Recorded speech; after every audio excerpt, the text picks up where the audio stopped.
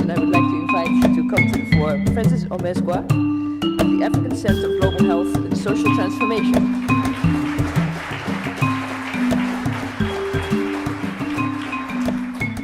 I'm trying to see. I'd like to move to Francis Omaswa, as I told earlier, of the African Center for Global Health and Social Transformation. This is a bit of a test. If you can say that in one sentence, you're still sober. But anyway, we're very happy that you're here and you're going to speak on this whole important African center. So the floor is yours. Thank you, and good morning, ladies and gentlemen. Now, I have been involved with this movement from the beginning. I organized the first global forum on human resources for health in Kampala, then as executive director of the Global Workforce Alliance. And I am thrilled and so happy that 10 years later from the last forum, we have so many of you still here on the 4th day of the meeting. And it takes or builds from what Paul there, the example of that woman who gave her own blood to a patient. She cares. And to me, the biggest thing that would come out of our being here is if all the 1,000 of us who are here will go back home as individuals who care. Individuals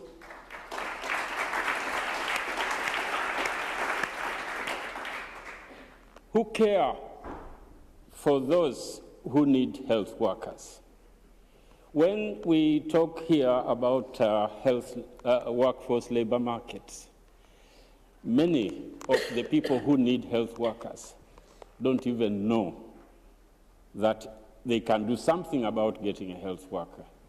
But it is for people like you and me to care for them and to reach out to them and to look for those health workers that will leave no one behind.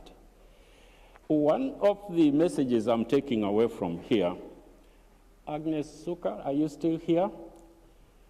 Well, she may not be here. She's been giving talks about the new lesson from the UN High Commission that investment in health workers is a good economic investment. She worked in the World Bank. She worked at the African Development Bank. I just wish that those people, particularly World Bank, IMF, and elsewhere, who originally taught our leaders, our economists in Africa, that health is a consumptive sector. It is a bottomless pit. Can we get someone to come back to Africa and so that our people unlearn this?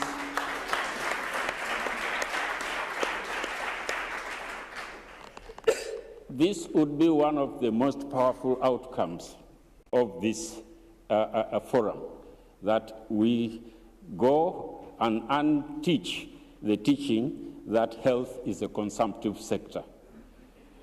They are also saying that money is chasing health workers. I've heard that here. But today in Uganda, doctors are on strike. They are chasing money. Money is not chasing them. And it is true there are countries, rich countries, looking for health workers. But our countries, because of that business of saying health is a consumptive sector, investments in health are still not to the level in which they will be able to have health workers being chased by money. I'm very pleased my Minister of Finance is here. Thank you very much for coming. And you are the one who is going to unteach your friends.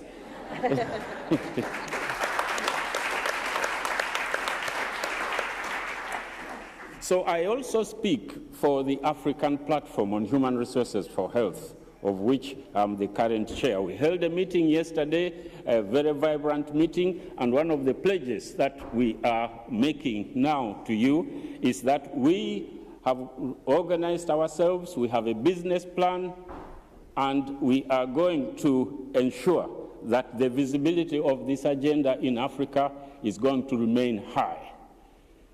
We are going to work to learn more and to share more and to ensure that Africans have the health policies and health workers that they need. We also here on the 15th established a new civil society coalition on human resources for health as one of the hubs of the network. That group is going to be a major force in advocating for this agenda. A lot of the activities are centered at WHO.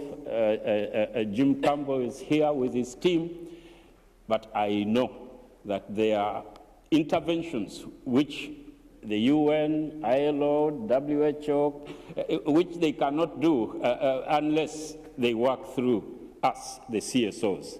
So I would like a strong movement on CSOs, by CSOs being supported and working in synergy with the UN systems and our governments. And that, I think, is one of the pledges that we are going to make here. There's also the campaign on nursing now. That also I look forward to working with it to see that it's going to become a major force for getting everyone to have a health worker who is supported. And finally, education and training.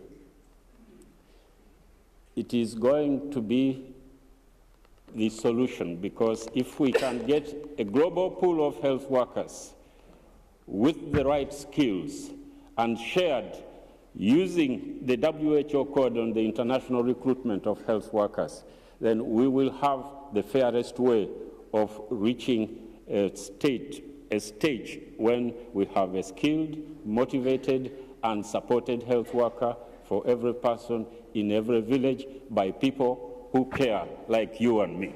Thank you.